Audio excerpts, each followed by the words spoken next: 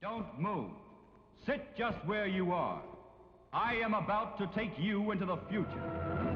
Britain 1984. Was George Orwell's nightmare vision of a police state about to become a reality?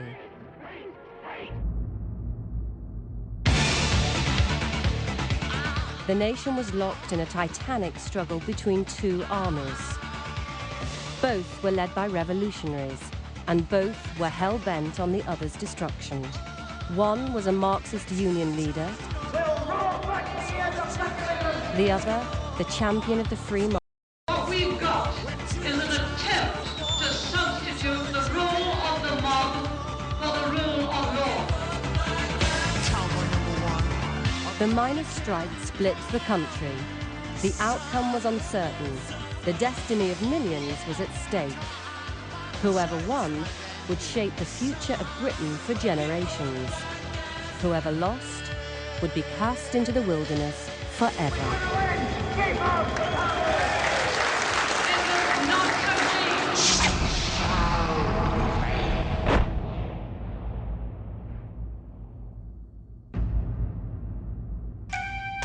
You put the jitterbug into my brain. It goes to bang, bang, bang till my feet do the same. 1984, and change was in the air. After clinching victory in the Falklands, Mrs. Thatcher had been re-elected in a landslide victory. Our other cover girl, Princess Diana, had brought the sparkle back to the House of Windsor. Pretty boy band Wham were the pin-ups of the pop world. But the stars that everyone adored, two ice skaters from Nottingham.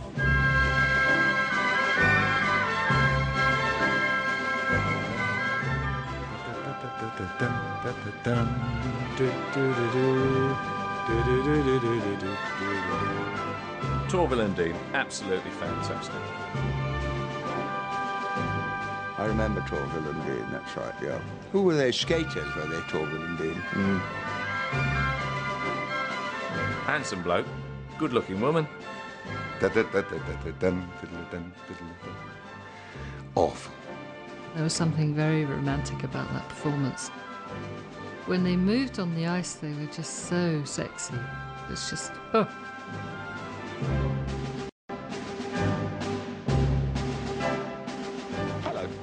Hello, Tosh, got a Toshiba? They ain't. After years of economic gloom, a new Britain with a new attitude was finding its voice. Know what I mean? That's good.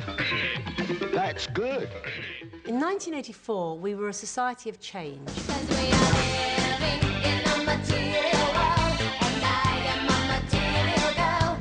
It was a bright designer-led, everything with a brand on it.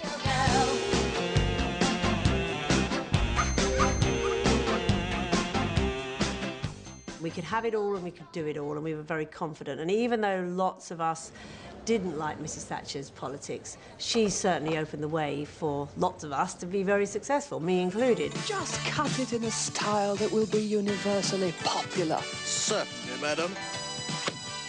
Margaret Thatcher's manner, her shrill voice and her bossiness made her a popular hate figure. It's not a very Tory-looking lobster. Well, they're Tories before they're boiled, but one hopes in politics not to get boiled. Have you heard of Alexei Sale? No, I haven't. Alexei Sale, think of that name. Is he a ballet dancer? In 1984, I was an enormous star. Alexei Sale. Does he play for Queen's Park Rangers? Is there life in Peckham? Is there life in Peckham? What's that switch over there for?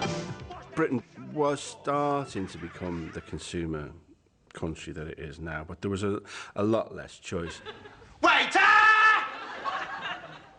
Waiter!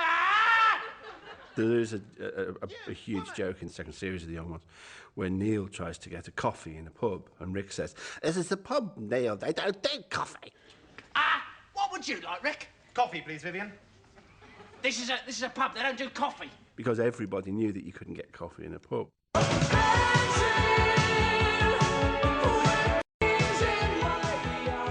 I'd made my first ever money, which was quite nice. I was touring the world with Ultravox, you know, having a ball, doing what lads do. And it was a wonderful time. But there was a definite feeling that there was something new happening, but something old dying. But in 1984, strikes were still a fact of everyday life. The unions had massive power, and they knew how to use it. They could hold the country and governments to ransom. The population in general was sick of striking workers, the unions holding the country to ransom, you know, cake shops closing at 3:30. You know, they thought, I want, you know, why can't I? The stuff I want. In came the first of the flashy new entrepreneurs. You could work hard, spread wealth, and make yourself a fortune along the way. Britain was much more polarised then than it is now. You had a lot of bitterness, particularly on the part of the new middle class and upwardly mobile working class people, towards unionisation and unionised labour. They wanted to be part of what they saw as the new Britain, which they saw Mrs. Thatcher bringing in.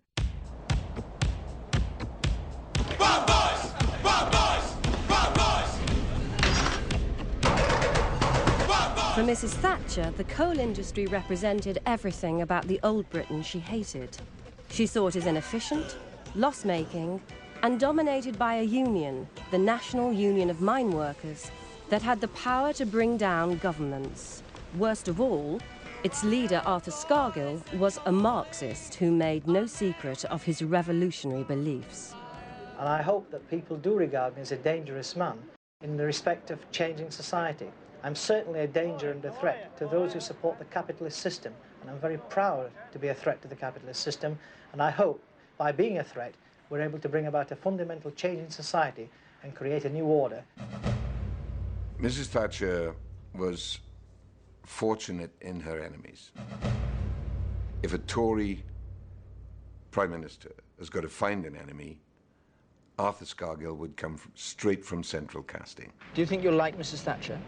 I've never met Mrs. Thatcher. I think it would be a more appropriate question to say, I wonder if Mrs. Thatcher will like me. She couldn't dislike me, could she?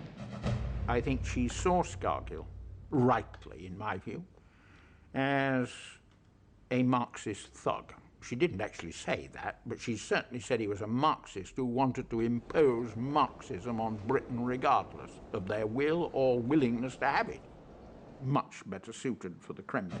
I want to see a socialist society in Britain. I want to see a new type of system where people own and control the means of production, distribution and exchange. I think that would be beneficial for everybody.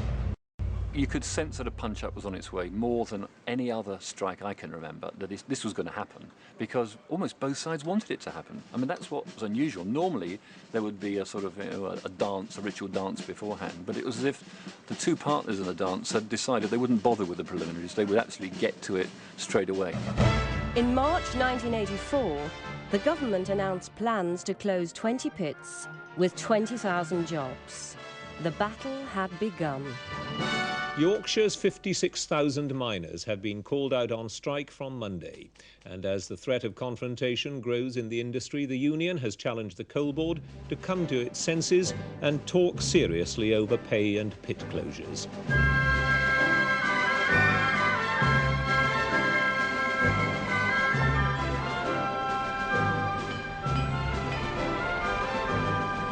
How could you lose? I couldn't understand how you could lose, because we wasn't fighting for money, we wasn't fighting for shorter hours at the pit or more holidays. We was fighting to save villages and pits, and I can't see that anybody can lose that sort of argument. We was living in the valleys. If the colliery closed, I'd be able to work probably for the rest of my life. I was positive 100% that we had a genuine reason for coming out to strike. It's to save our jobs. From the outset, this strike would be different. It wasn't just about the survival of an industry. A huge clash of politics, cultures and ideas was looming. The future direction of the country was at stake. And it was absolutely essential that this battle wasn't lost, because it was not a battle about miners, it was a battle about bringing down a political system. And it would have been disastrous to have lost. We will do everything in our power to stop the closure of our pits, the butchering of our industry, and the sacking of our members. This was going to be a defining moment for the nation. In essence, trade unions had been running Britain since the 60s. The country was on the flat of its back. We were being rogered ruthlessly by organised labour. And this was going to be a battle which, if it wasn't won, was literally going to send Britain back into the Dark Ages.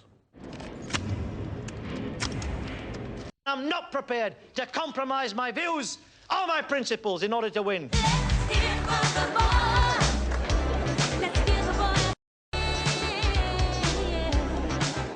Since being elected president of the Miners' Union in 1981, Arthur Scargill was idolised in the coalfields. A fiery, charismatic Marxist. There'd never been a union leader like him before.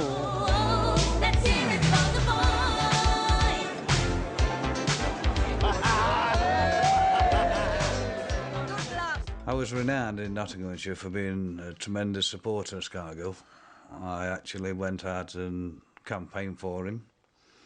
Every time that Scargill came on a platform, I were in attendance. It was like hero worship.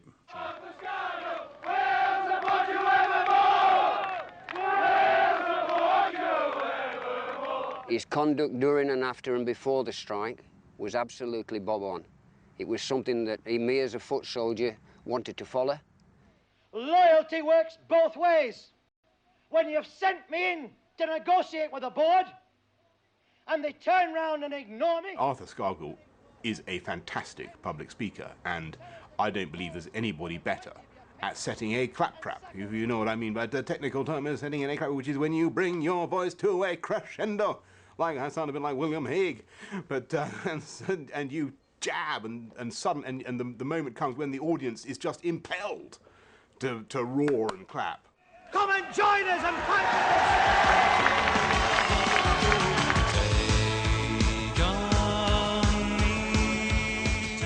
Mrs. Thatcher sent in her knight. He was Ian McGregor, the chairman of the Coal Board. The champion was a rather odd, little short, fat Scotsman who appeared to have no neck, had a rather strange half-American accent when he spoke, really wasn't used to public performances whatsoever. Are there any circumstances whatsoever in which you'd be prepared to think again about closing pits or at least modify those plans? Sir, I act on behalf of you, the taxpayers, who I think are getting a little tired of putting out so much money just to keep these mines going when you don't need them. McGregor may have been past retirement age, but he was as tough as old boots. He'd earned the reputation as a hatchet man after cutting jobs at British Steel. Now he'd been picked by Mrs. Thatcher to tackle the coal industry. Ian McGregor came to lunch at ITN and he just delivered, almost his plan really for how he was going to, downsize the mining industry, and he was particularly going to downsize the NUM. And it was his directness about it that shocked us, because we were kind of used to a kind of slightly shilly-shallying nationalised industry manager who would occasionally come to lunch and say, I'm sure we can sort this out, old boy, and, smoke-filled rooms, beer and sandwiches at Downing Street, all that kind of stuff. Well, no one was playing by those rules any longer. But this was the era of the birth of spin, and McGregor had no idea how to handle the media. Can you tell us your recollection of yesterday's sir? No.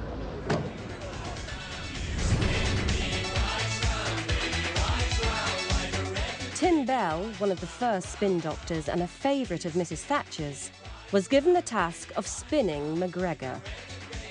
McGregor saw the media as a rather sort of interesting new experience for himself. The media want to interview me, that'll be fun, I'll go and do it. How do you feel the talks went? Well, we had some talks, yes. Completely naive. Did you feel that any progress was made? We exchanged views. gave one-word answers, the thing that the media hates. They want to have a jolly good interview. They don't want to ask a question and be told, no. Is there any timetable now for further talks direct with the NUM? No. And nothing new on the horizon as far as you can tell? Not that I know of. No, Ian McGregor was a toughie, all right, but he didn't have a public touch. No need to ask, he's a Is that great? It's one of the perks of the job. There was no doubt that Arthur Scargill was charismatic, a man of his generation. TV chat show was a natural place for him to appear. A man who a writer once described as a notorious red under Britannia's sagging bedstead. Ladies and gentlemen, Arthur Scargill.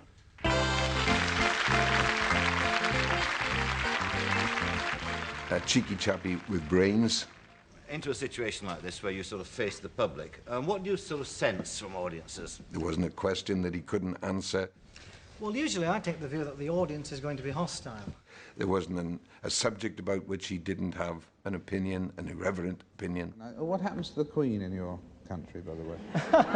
Well, we could probably find her a job in Woolworths or Marks and Spencer's, there's no problem there.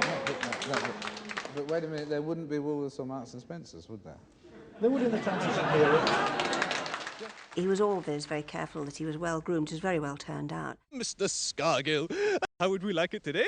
Very, very short, please. Very, very short. But of course his hair was the problem for him. Oh, and how's the strike going, eh? Lovely Very, weather for very standing militant, about. thank you. Yes. I can remember, as a much younger trade union official, in this very macho world, seeing actually a hairbrush and a small tin of hair lacquer, and saw Arthur actually just combing his hair. And I thought, good for you to look well turned out. But I wonder if your macho lads knew you were using hairspray.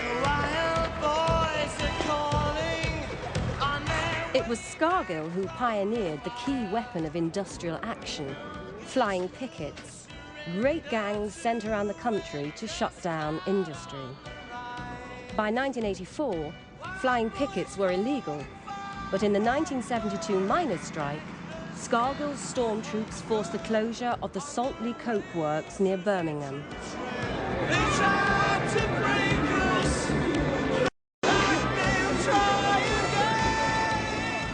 In the face of Scargill's blitzkrieg tactics, the then Tory Prime Minister Ted Heath caved in to the miners' demands. You cannot understate the confidence that the miners had after their previous encounters with both Tory and Labour governments. You know, they had won a straightforward fight. And I mean, the Tories under Heath had backed down spectacularly quickly when there's even the slightest whiff of gunfire. You know, after the Saltley encounters, you know, Scargill sort of walked on water to many union members. There was quite a lot of nervousness, including on the Tory side, on the backbenches of my party, that we might not win. The last time a Tory government had taken on a big union, that Tory government had lost, and that leader had fallen. And now we had a woman, for God's sake, the first time the party had had a woman leader. Could she do what a man had failed to do? In March 1984, 170 pits across the country employed 180,000 men. The demand for coal was declining. Many pits were no longer financially viable. But the miners still had a very special place in the nation's heart. They were thought of as the noblest expression of the British working classes. They were thought of as heroes, and they were admired personally. There were all these legends and true stories about the bravery of mine workers, and everybody knew how horrible it was down there in the pits. They were real men, they were rough diamonds, they were laddish. But when laddism was an attractive thing, not today when it's just really naff. They always had a sort of emotional pull on the left. The miners, it was like nurses, it was like real work. These people, they're sons of the soil. They're getting in there and digging out coal and getting their hands dirty and getting scarred, and they're big and muscly. We've got to let these guys carry on passing on these jobs to their children. And then people say, well, would you go down the mine? Oh, God, no. I'm hoping to get a job in the media. Maybe in advertising, I don't know. Wouldn't go to mine, thank you very much. Union tells the miners, we'll support you if you strike, but there'll be no national ballot. In April, the government wouldn't budge on its pit closure plan. Scargill called on all Britain's miners to join the strike. Now, there would be no turning back. I call on behalf of the National Union on every single working miner to stop work and join this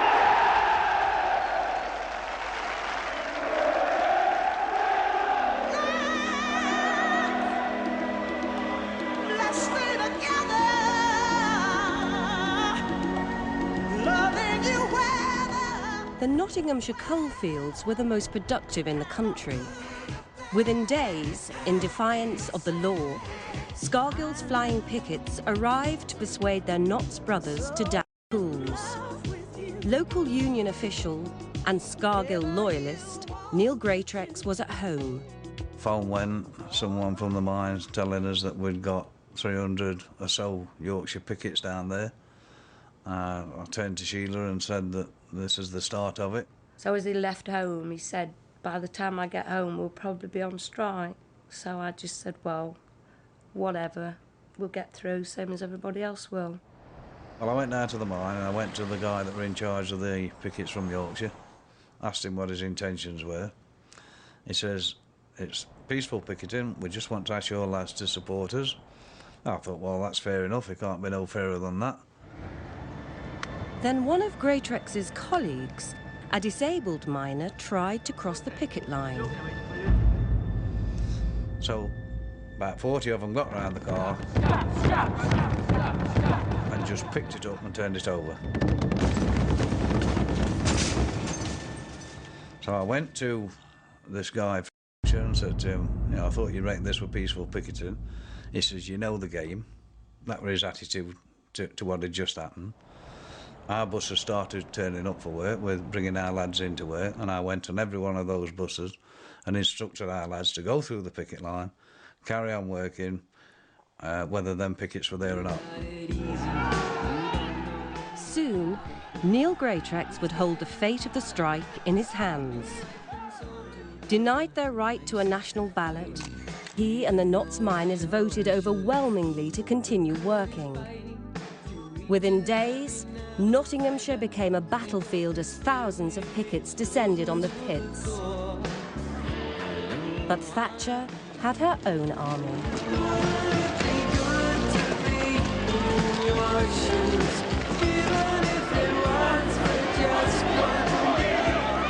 About 3,000 extra police were drafted into Nottinghamshire tonight, doubling the country's normal strength.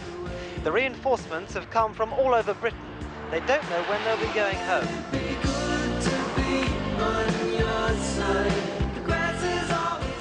Thousands of police arrived from all over Britain to keep the pits open. Among them, London's Met Police. It was a licence to print money for police officers. I was single, it was easy money for me. I was basically earning 2.5 to 3 times my normal salary per month. And as a result of that money, what I was able to buy out of it was my first flat. You are next! I bought a newer sports car, a new set of golf clubs, had 2 weeks on golfing holiday in Spain, and 2 weeks in Portugal in the new year of '85. So that's what I did with it, and had money left at the end of it.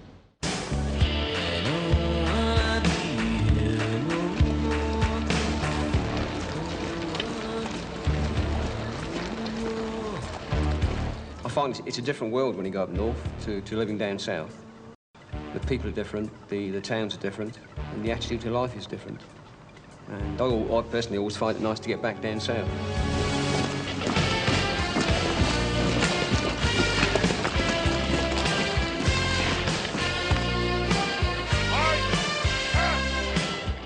It was exciting. Obviously, we thought, well, this is different. We didn't expect to be doing this when we joined. There was a little bit of apprehension at first because on the mornings you paraded, you had to fill out all these forms for your next of kin, and I thought, I didn't know we was going to a war zone, you know. Section 10 and bus. There was an awful lot of boredom on the dispute.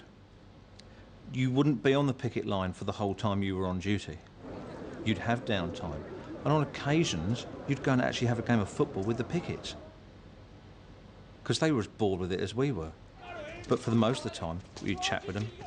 And then when it came to the shift coming in, you'd change your clothes.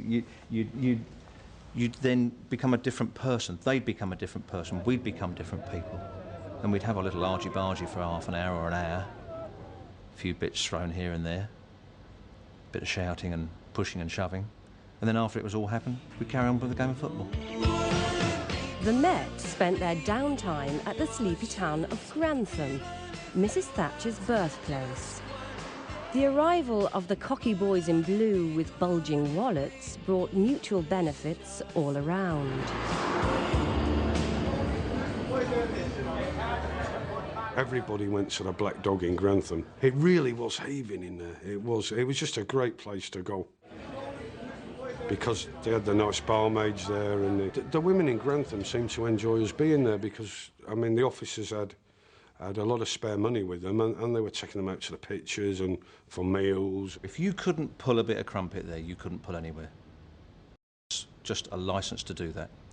And if the only reason you didn't pull was because you didn't want to, and there weren't many that didn't want to. And women would just come from everywhere.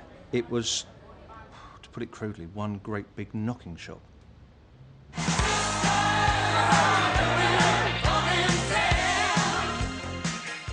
There was another change going on in 1984. This was the year women made the headlines like never before. Brenda Dean is the first woman to lead a major trade union.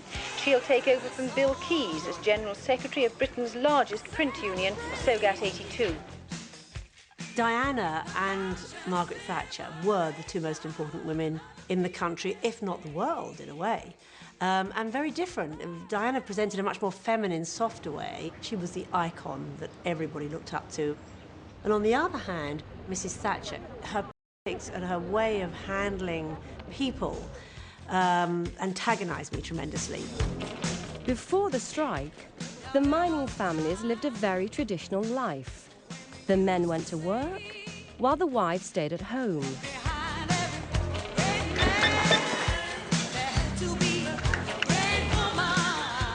I lived in quite an isolated community and I found it very chauvinistic. And I just felt that I was never judged as a person or as a woman. I was judged on how well my children were turned out, how white my washing was on the line, you know, how was I feeding my family. When the strike began, all that changed.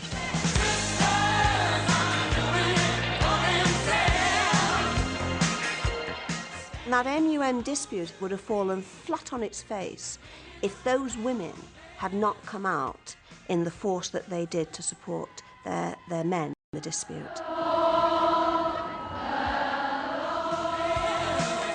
Our women are not just helping with the men in the kitchens, they're on our picket lines fighting.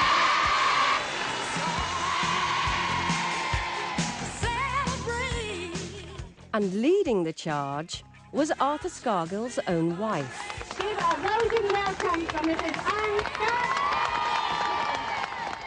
Before the miners' strike, I weren't a political animal. I had one daughter and I worked at the co-op. And I used to go to work and my life evolved around my daughter and my work and my husband. And then, when the strike started, my life totally changed. Traditionally, the toughest job, flying pickets, had been the sole preserve of the men. I can see the pit now, over to your right. But now, their women were doing the same. And the police were out to stop them. Cheers and applause from supporters standing outside. Mrs. Scargill had been in custody over 10 hours as she and others were taken across the police station yard to court.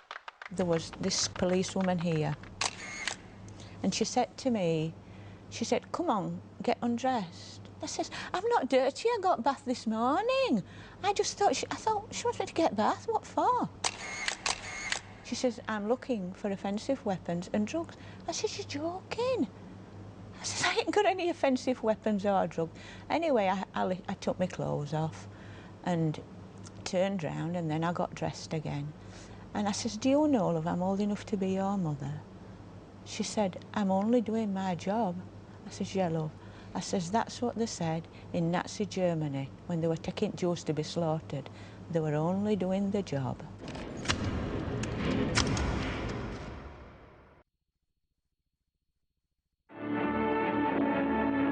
For weeks, people have been talking about the British Telecom share offer.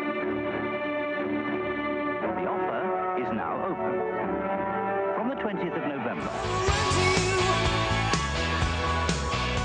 8 months into the miners' strike, and the opportunity for millions of ordinary Brits to make a fast buck proved irresistible. What it taught me was that she knew what she was doing. And what had happened was that the trade union working class, if I can put it that way, was right behind the miners, but the non-trade union working class, it was typified at the time in the media as Essex man, they wanted this new economy. They wanted this, you know, privatised share owner democracy. And looking back, we were behind the times. While millions rushed to buy into the shareholding dream, in the mining villages, the queues for the soup kitchens were reminiscent of the 30s depression. The hardship was beginning to bite, but striking families like the Jacksons were determined to tough it out. Honest to God, I would never have said anything to my husband that would make him change his beliefs and mine as well. To me, he's everything, and I'd follow him to end the earth. To do anything for him, I would. I'm sure, myself included, at times thought about going back to work, and I'm sure a lot of people did. There's got to be times when you've got no money, when you've got a letter coming through your door where your electricity is going to be cut off, where, yeah, I can understand that happening everywhere. I can understand people going to bed at night and thinking, you know, when's it going to end? But for many, the struggle had become too much, and by November, the trickle of miners returning to work had become a flood, helped by the Coal Board's big cash incentives. I wish I could just make you turn around and see me cry. There's so much I need to say to you, so many reasons why. Good evening. The headlines at 6 o'clock. More than 2,000 miners gave up their strike today and returned to work. The working miners at Maltby were, as usual, under a heavy guard. This morning, 2 more men The Coal Board says nearly 800 more miners have gone back to work this morning, taking the total close to 3,000 in 2 days. I remember morning after morning listening to the news, listening to the figures which were desperately hyped up by the right in the media, wondering whether we were going to win, and slowly realising that miners were returning to work, slowly realising that the dispute was being won. In November, the unthinkable happened. A single miner broke rank at previously rock-solid Cortonwood in Yorkshire. It was Scargill's stronghold and the pit where the strike had started 8 months before. All hell broke loose. The order to deploy support units in full riot gear, say the police, was unavoidable in the face of the size and temperament of the pickets. The strategy wasn't about winning public opinion, it wasn't about persuading the media, it was about getting the miners to work, to give in on their strike and drift back to work with their tails between their legs, heads hung low, having failed. That, I'm afraid, is what it was about. By daybreak, several hundred pickets were still refusing to disperse. This 4 hours after the miner had gone into the colliery.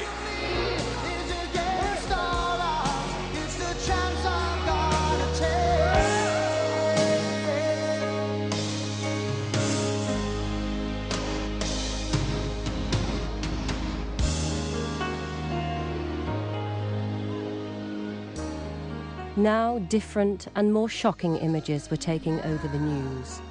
Not fights on picket lines, but scenes of starvation, a world away in Africa. Thousands of wasted people are coming here for help. Many find only death. The images we saw were just hideous, and I think it would affect anyone, any person with any kind of sensitivities at all. But I think that the main tool for getting me involved was Bob. You can't really say no to him. You know, he's an animal. And when we got together, the only thing we could do was write a song and make a record and get as many people come together on it as possible. So I think Christmas, jingle bells, da da da da da da da da da. Bob played me this thing, and it will be snow in Ethiopia this Christmas. Kind of, yeah, okay, play it again. And he played it and it was completely different. And my big contribution was changing "and there won't be snow in Ethiopia this Christmas" to Africa, which scans. Bob's got no sense of time and it's dreadful. And there won't be snow in Africa this Christmas time. And just at the very end of the song, Bob said, we needed an anthem. We needed to finish on this big rousing thing. And one of us, the two of us, or either of us, I don't know, I can't remember, came up with this "Feed the World." And we were singing that. Of course, that made the song. We had only 24 hours to do it all, mixed the record, because we had to have it at the pressing plants by 8 o'clock next morning in order to get it out in time for Christmas. Britain's best-selling record this week, and also the fastest-selling record ever. It's Band Aid and Do They Know It's Christmas. Till next week. Good night.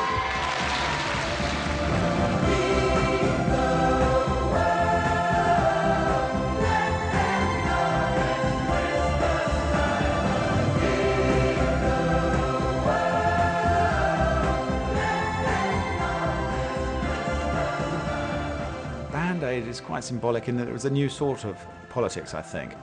The miners' strike was the last sort of dying gasp of old-fashioned, organised union sort of activism. And in the same year we had this new sort of politics, a celebrity appearing on the television saying, "Send in your money for these children in Africa." Global sort of appeal. But don't forget, there are millions dying, and that's the terrible thing. Yes, indeed. That was the sort of way that politics, I think, was heading, celebrity-based rather than class-based. I was a miner, I was a docker. But the miners' strike was class-based, and the strikers weren't interested in celebrity. They preferred the tunes of political diehards like Billy Bragg, even though the cream of Britain's pop celebrities performed for their benefit.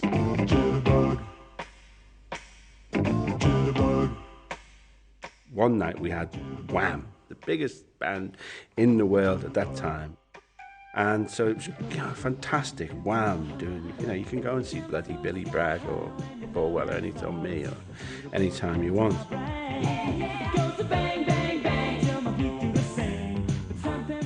And a section of the audience booed them because they were miming, because we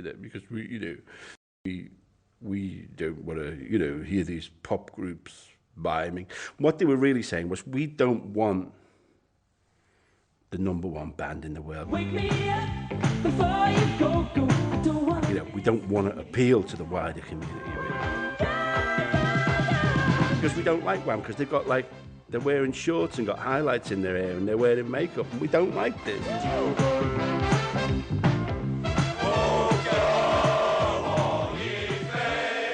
After 9 months of hardship, the strikers who remained on the picket lines did their best to enter the Christmas spirit. Today, the feeling of goodwill even extended to the statutory shouts as fellow NUM members went into work.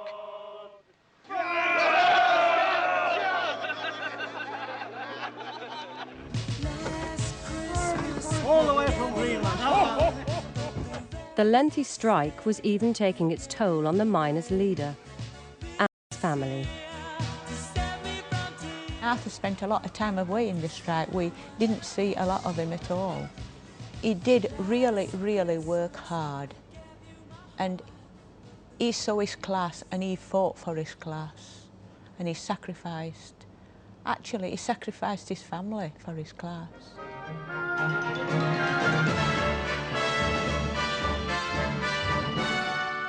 The Welsh taxi driver killed taking a miner to work. As the solidarity broke down, miner turned on miner, with tragic results. There was widespread outrage after strikers dropped a concrete block onto a taxi carrying working miners to their pit. The miner survived, but the driver was killed. It was a accident. I think the public opinion went down, and which is obvious it's going to go down when there's a life being lost like that. Attacks on working miners, many in their own homes, reached a new pitch of frenzy. Mrs. Thatcher's ardent supporter, Sun editor Kelvin Mackenzie, saw the hand of revolutionaries at work. He decided to send in his own agent to unmask them. So if we put somebody in as a miner, into the miner's side anyway, you can actually get the real sense of what's happening in a dispute. Kelvin ordered Sun reporter Richard Ellis to go undercover amongst the strikers. I remember distinctly him marching up and down in his office. He couldn't keep still, could never keep still, particularly when he was doing something like this. He'd be marching back and forth, saying, got to do this, got to get into them, got to infiltrate these, we've got to show them. 2 previous attempts by the Sun to infiltrate the miners had failed. So Richard changed his identity, grew a beard, became an unemployed labourer, and joined the Socialist Workers' Party. After a few weeks, he was sent to a picket line in Lancashire.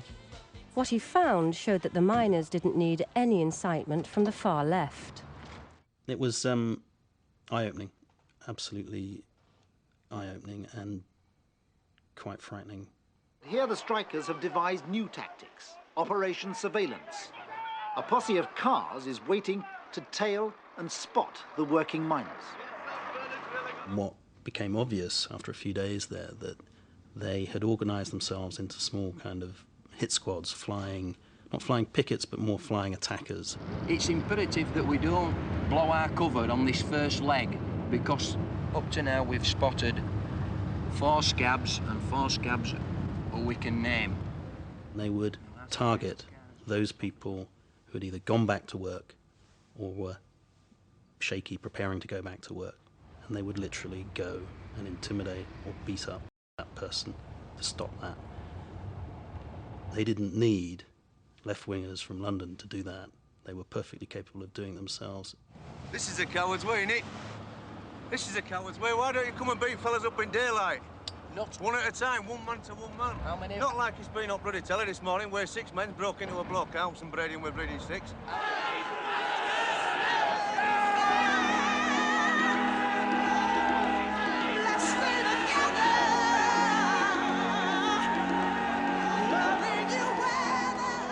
The miners' leader launched his own vicious verbal attack on the strikebreakers.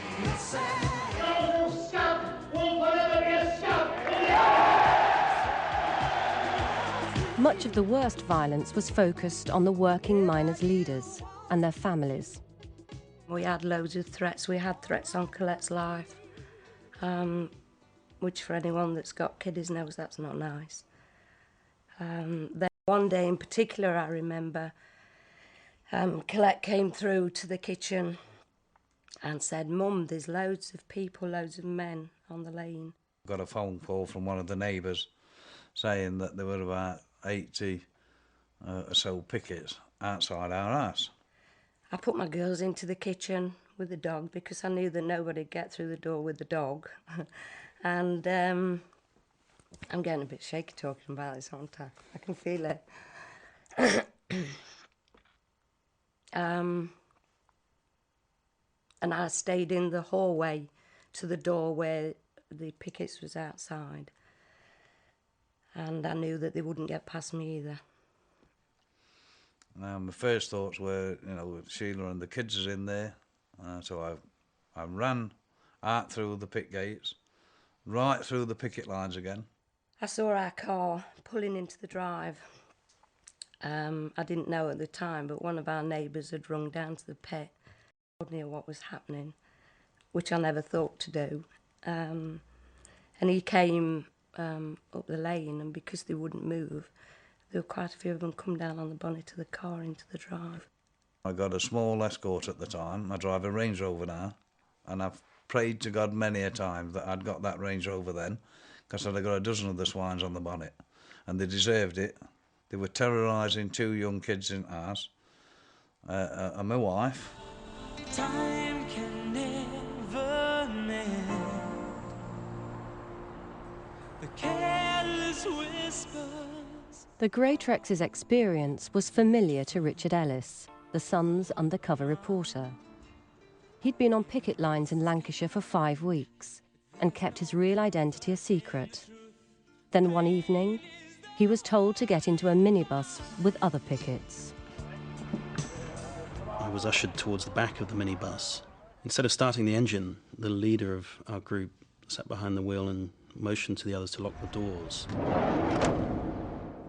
And it was that point I started thinking this was slightly strange. And I remember he just turned his head round and stared at me. And everyone was looking at me suddenly. And he asked a question. We have information that you are not who you say you are, that you are a reporter from the Sun newspaper.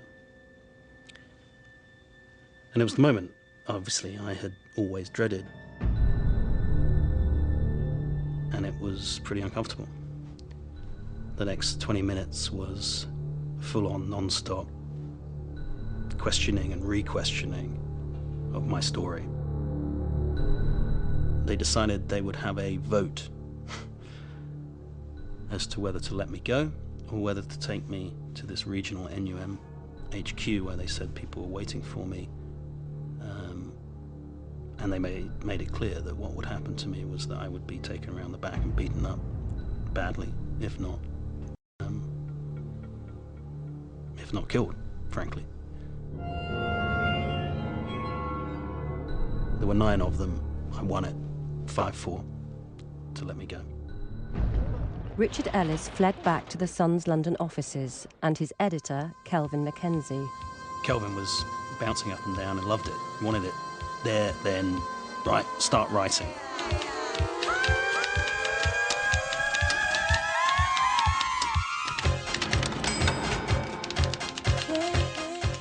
He virtually dictated the intro to me, which was something, you know, I've just spent the most terrifying 5 weeks of my life, and just carry on from there, he said. And so I did. Richard Ellis revealed the violence of the hit squads, but it didn't deter men from returning to work. By the end of January 1985, half the workforce, 80,000 miners, had gone back. The strike was crumbling. Thank you very much for your money. Keep your money dropping in the book. By May, the strike was not confined to the coalfields. The rattle of the miners' bucket became a familiar sound in Britain's towns as the miners took to the streets to raise funds for their hard-up families back home. In Birmingham, even the Sikhs came on side. The Sikh people, believing, hard-working people. And those people who work hard for their life and they love to help them. We had to go upstairs and to eat food with the community. They were coming around with these big urns of, well, Indian, whatever it was. We asked them, have you ever tasted Indian food before? And they said, yes, we've been to some Indian restaurant, but it wasn't this hot. Well, they fed us. And then we were wondering where they were coming around with a bucket of water and a ladle. We soon found out. It was a laugh that when they say, oh, more water, please, more water, please. So they had these white sheets on the room, on the floor. Well, we had to take our shoes off, didn't we?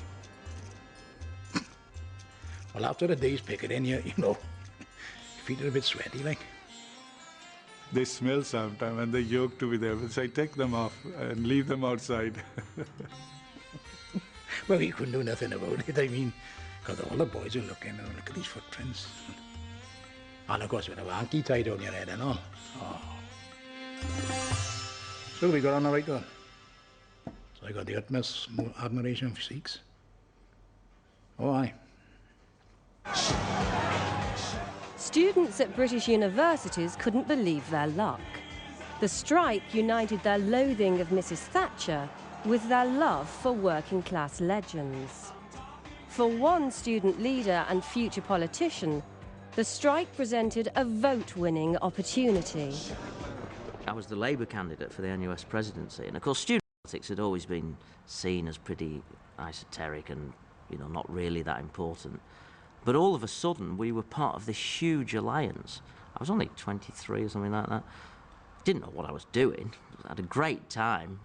The simple question was, are you against Mrs. Thatcher and with the miners, or are you not? And if the answer was yes, I'm against her, I'm with the miners, then you had to vote for me. So, you know, so tens of thousands of students all of a sudden, oh yeah, he's the guy we want.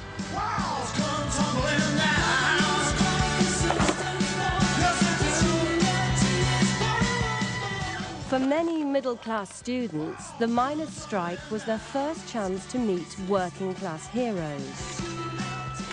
I think a lot of the excitement about the strike was about going across barriers. So we had, you know, people like me had carte blanche to go to the Rhondda Valley, to go down the mine if we wanted to go into mining families, to talk to people, to meet people that we wouldn't normally have met. They might as well have come from Mongolia. They'd only come from the Rhondda Valley. Cambridge and Oxford. You know, they were clever people and teachers, lecturers. I never thought in a million years I'd have met something like that. But they were all interested in the cause. They were all for us.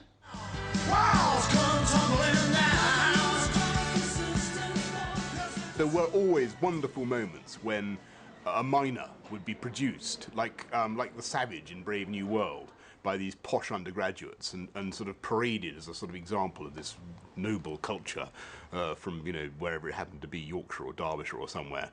And everybody would cluster around and shake the great man's hand. Support for the miners may have become the height of radical chic, but students and miners made rather strange bedfellows. One of the things that I always remember were this bunch of middle-class students, international Marxists who were fighting the revolution, as they thought. And of course the miners wanted to go to the bar for a good drink with these girls, and the girls were more interested in the political revolution, and you can imagine what happened. But, you know, these sorts of things happen. The International Marxist Group actually called it horizontal recruitment at one stage. They saw their great opportunity. It's raining men. Hallelujah, it's raining men. Amen. I'm gonna go out. I'm gonna let myself get absolutely soaking wet. I was having a relationship with a miner at that time, and I remember late at night I'd be in my room just winding down, tidying up, getting ready for bed. And typically what would happen is that he would come stumbling up the street from the pub at about 11:45, and he'd rap on my window quite delicately, like this. And he'd go, "Bob, are you in there? You know, it's me." And I would open the window and he would fall through the window head first. And he would pick himself up and he'd say, "Get your clothes off, love, you know, I'm here." When a miner came to the university, they were like this hero who could do no wrong. They'd be, you know, trying to chat up some sort of radical feminist in a boiler suit who's probably a lesbian anyway, and you know, probably pinching their bums and everything. And we'd be going, "Hang on, that's not fair. We've been trying to get off with these girls for about 3 years, and you're giving them all this attention. You'd never do that for us." We would have missionary position sex, no frills, and then he would get up and say, "Oh, that was champion, lass, you know, time for a cup of tea." We'd have a cup of tea, and then he'd be off again. And that was the relationship. There was nothing else to the relationship. We never went anywhere. We never had anything else together apart from those times. I think I contemplated at one point, I wonder if I sort of got a donkey jacket and a miner's helmet, I might be able to get off with any girl on campus.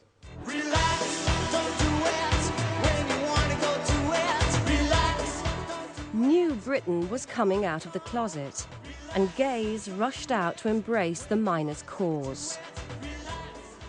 gays and lesbians of London, of different areas. You know, tremendous support. You know, up until then, I was afraid of gays and lesbians. I didn't know what they were, didn't know what they got up to. All I knew was it didn't seem normal to me. There was a rumour that Tom Dryburgh, the Labour MP, the very gay Labour MP, had put up a couple of miners and had tried to interfere with them in the night and found them rushing off in great horror. But there was a kind of an attempt at a rainbow coalition between minorities of various kinds. What the miners thought of it all, I'm not quite sure. In a London pub, Glyn Roberts was about to make a new friend. A fella in a flowered shirt come by, and had money in his pocket like that, and he was, I didn't know, he seemed a bit effeminate. And anyway, I backed through the door, and I sat down, and he came in and sat on my lap. It frightened the life out of me.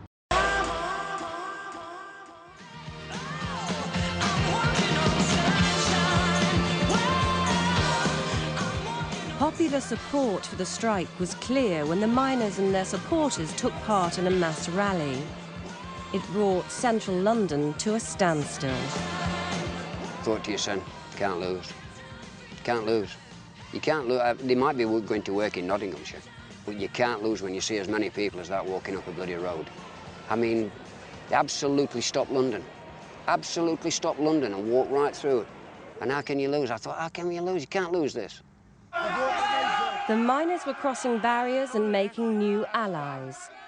But among their own, the battle between those on strike and those continuing to work was becoming increasingly bitter.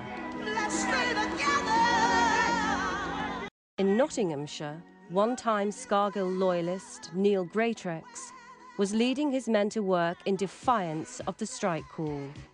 He and his family were paying the price.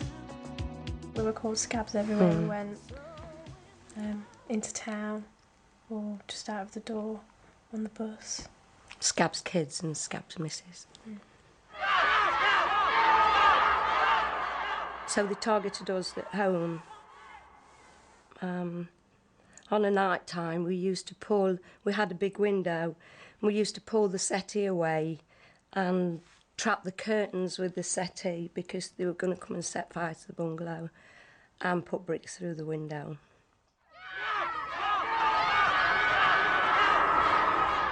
The only reason that the power industry is continuing to operate is because Nottinghamshire are continuing to work and provide some coal. And I say to our lads in Notts, for God's sake, join us now and we can win that much more quickly. My father was very much a staunch supporter of Scargill. He worshipped the ground that he walked on and resented the fact that I was actually leading miners into work against Scargill. I used to go up to my mother's and my father would talk to me through one of my brothers. Tell that this and tell that.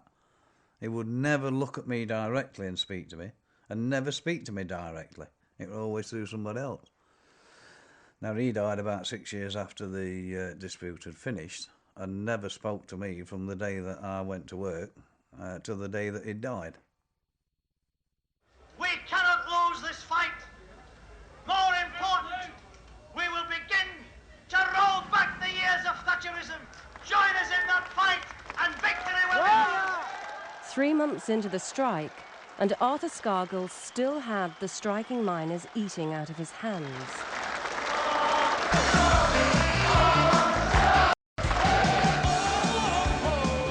But the one thing he didn't have was the backing of the press. At the Sun newspaper, Mrs. Thatcher's ardent tabloid supporter, the knives were out for Mr. Scargill. The heat is on. The heat is on. The heat is on. Oh, it's on the street. But as the strike escalated, the Sun had to deal with its own unions, the print workers. Funnily enough, I never got on very well with the printers, really. To be truthful, I didn't like their attitude. I didn't like the fact they didn't work long hours, and I didn't like the fact that they earned a lot of money. And I didn't like the fact that every time anybody introduced a piece of technology, somebody would say, I'll tell you what, said, that's... we couldn't possibly do that. We couldn't possibly... the computer... Nah, that's step far that. I've looked at this and jobs will be lost. And the only way we are prepared to do this is we'll do it for double bubble and we'll call it computer money. And actually what we want to be paid more money for not operating the computer. And he said, well, you can't have the money and not operate the computer.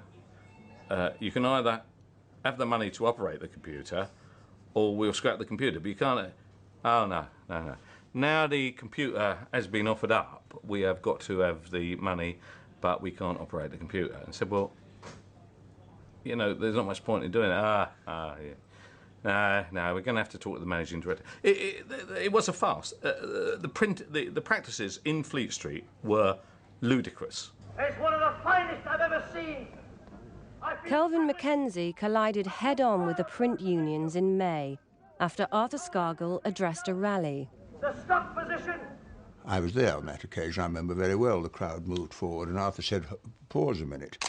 Scargill had his hand up, Hitler style, and some bright spark came up with the headline, Mein Führer, M-I-N-E, you see. Now, at the old current bun, you know, that kind of thing, it doesn't happen too often, and therefore there's tremendous brain power. Mein Führer, bloody fantastic, Sid. What do you think? I'll tell you what, that's the finest headline I've written in the last 20 minutes. Yeah, you're right, Tom. And it's that kind of intellectual thought process which goes into making up great papers, right? So you have Mein Führer, bang, stick it on there, out it goes. Made it look as if he was Hitler addressing the Nuremberg rally. It was absolutely scandalous. As soon as the press room staff saw that, it started to snowball. People spoke to each other in that particular press room and said, this isn't right, this can't go out like this. This is a blatant lie. We should do something about it. And it started from there. They come charging around the bloody corner. There, brother. There, we're not bloody happy with, not very happy with this, right? What on earth it's got to do with a collection of politically motivated, nasty I had no idea. They go down to see the management. Oh, you want to see the management?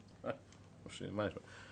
And they demand that the page is killed for political reasons. We've come out in solidarity, brothers, with the hereinafter known as the miners, and we cannot have this. And the management say, quite rightly, piss off, right? In the well-known industrial relations speak of the 80s. But in 1984, unlike today, the print unions had the power to stop the presses, whatever the management said. Kelvin Mackenzie caved in and the paper came out without the offending headline or photograph. We was in no way able to go along with them printing scurrilous lies about a leader of a trade union because they wanted to name him and shame him, and that's the only way they could do it, by telling a lie.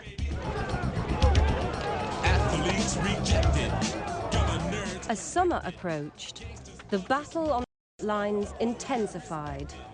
Violent confrontations with the police, especially London's Met, nicknamed the White Shirts, were now a regular occurrence.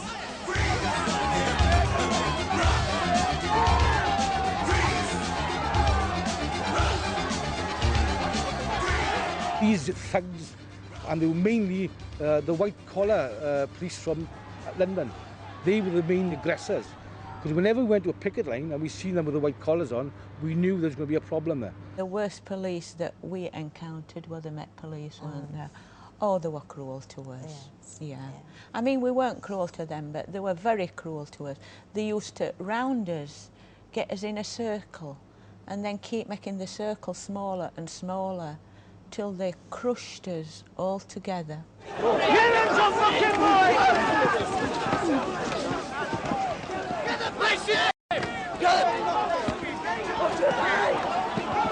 There was a culture, a laddish culture, on occasions a yobbish culture of what went on.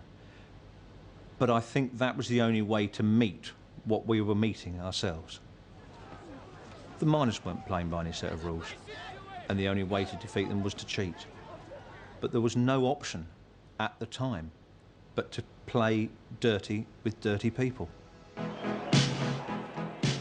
By May, almost all of Britain's mines were shut down.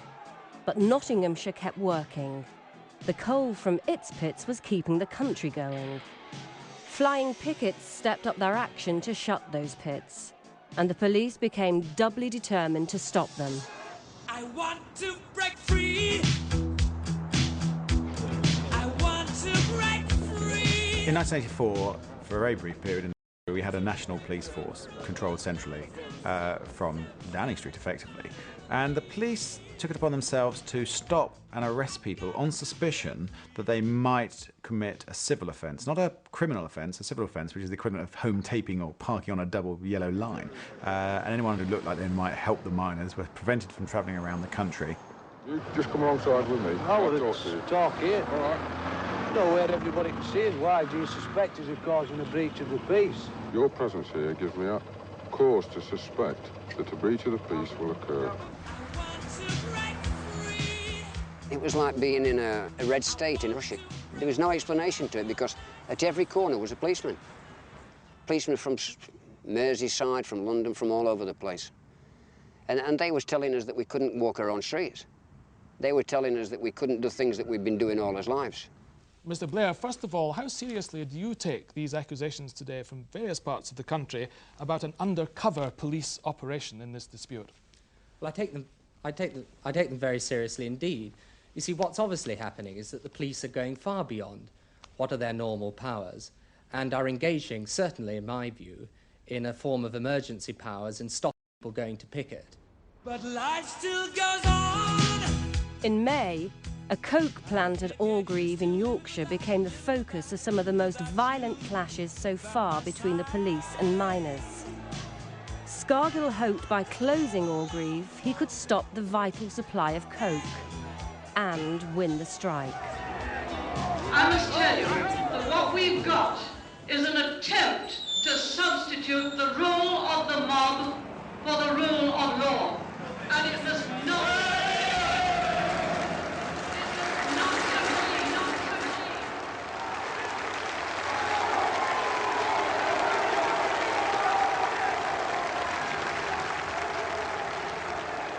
When you look at it, Mrs. Thatcher deployed the full resources of the state, the army, the police, the media against the miners, and made it into a civil war. No question, she saw it as a civil war. She talked about the enemy within. I used to talk to some of the miners on the picket line who said, look, we served in the last World War, and now we're the enemies within, and the anger. But to defeat the state is a big thing. More support, Mr. Simpson, more support! Hold on, please, hold on, hold on.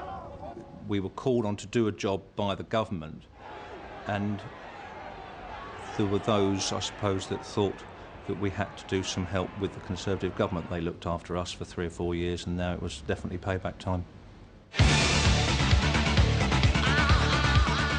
12 weeks into the strike, and the outcome was hanging in the balance. The miners still had much of the country behind them, despite the violence on the picket lines. Arthur Scargill had galvanised his troops into the most powerful force to threaten the government in years. He'd wanted a battle to the end, and now he was about to get it.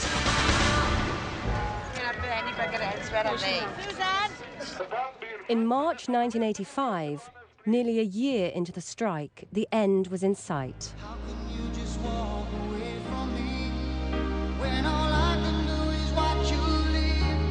So far, South Wales had remained rock solid. But at one pit, Mardy, the miners salvaged honour out of defeat and marched back with their heads held high. So take a look at me now. Going back was not a good thing. I mean, we knew we lost the strike. We marched back, like, together in unison, like, you know, but you had to do, which was a good thing to do. A bit emotional this morning, Blair. But it's a good thing, I think, if you come back. It's for the sake of the unity. So take a look at me now. I just felt sick. I mean, you don't march back to work after defeat like we had. It was terrible defeat. You march out. You never march back in unless you win. You coming back to me is against the odds, and that's what I've got to face. What I remember feeling, I feel very emotional about this, was that strength of community, that wartime sense of togetherness which existed in working class communities, its strength was really broken by the miners' strike, except these people from Mardy who just didn't give in. I cried my eyes out. I'm crying now.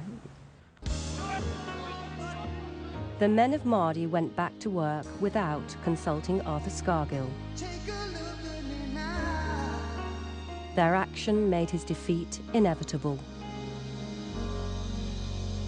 I'd turn on the telly on this Sunday morning and watch Dad's Army. So I sat there watching Captain Mannering and Corporal Jones running around, and this subtitle came up on the screen. You're going into the water. Now Fraser takes the log out from the boathouse into the open river. The characters carried on trotting out their catchphrases, and the studio audience carried on laughing. And I remember thinking, how can you laugh? How can you keep farting around in that church hall in those costumes after what's happened? And it just seemed so pathetic that it was announced this way on this programme that showed a vision of a completely different England, which now I felt had the spirit out of it. So they called for Mr. Scargill, and out he came.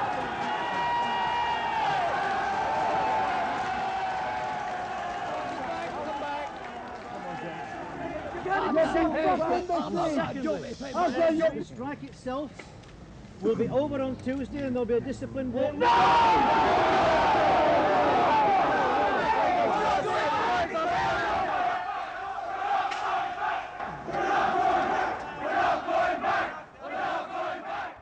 I sat there looking at the television screen and I was heartbroken, couldn't believe this, and I just turned round to one of my sons. It's over, it's finished. I didn't want it to be finished. I'm very glad now that they can go back. What is your very own glad view? indeed. It never really ended. It wasn't as it was the end for a lot of people that they went back to work. That didn't happen for us because it still carried on, the verbal abuse. It was a civil war, and it ended with the winners, many of us, feeling a bit embarrassed about the victory and about the way we'd won, and with the losers feeling humiliated by the way they'd lost, and with an awful lot of people preferring just to drop the subject. 1984, for me, is the year that this country was at war, and there were police against pickets, terrible battles going on, pitched battles going on in the industrial heartlands of Britain. And yet, for many people, the main event of that year was Torval and Dean doing that lovely dance on the ice. And, you know, you'd have people go, oh, I love that, I'm going to buy Bolero.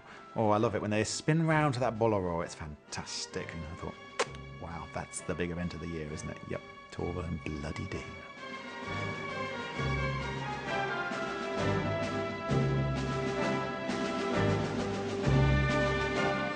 Down south, the young men and women of the city celebrated the new economy. I'm making more money now, yeah. How about you? Yes, I'm making more money too. Much more? Or? Much more than I used to, yes. In future, Britain's wealth would come from services. Old, unprofitable, unionised industries like coal had no place in Mrs. Thatcher's new world.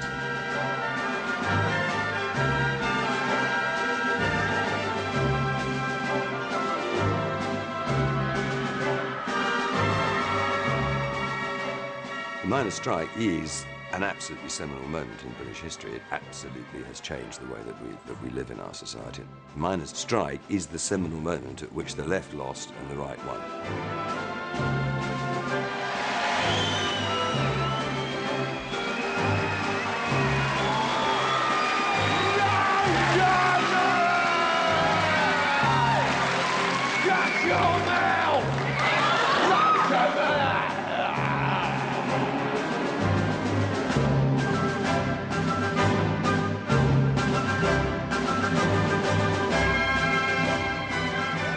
the strike had finished, I remember one man saying to me, "Anne, I want my wife back." I said, "What do you mean?" He says, "Where was she gone?" He says, "No, I want my wife back." He said, "I don't want her, I want one I had before." I said, "No, them days have gone."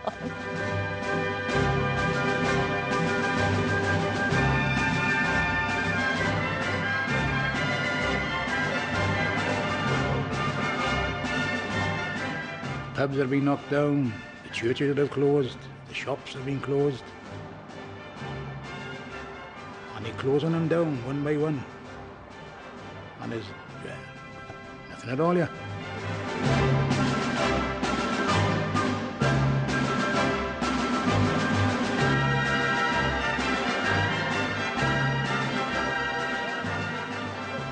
People like me are bitter because of the threats that were made to us kids and to us families. From people that you know as well, who now think that you should let bygones be bygones. Well, I see people in hell before I let bygones be bygones, what they put my kids through and what they put my wife through.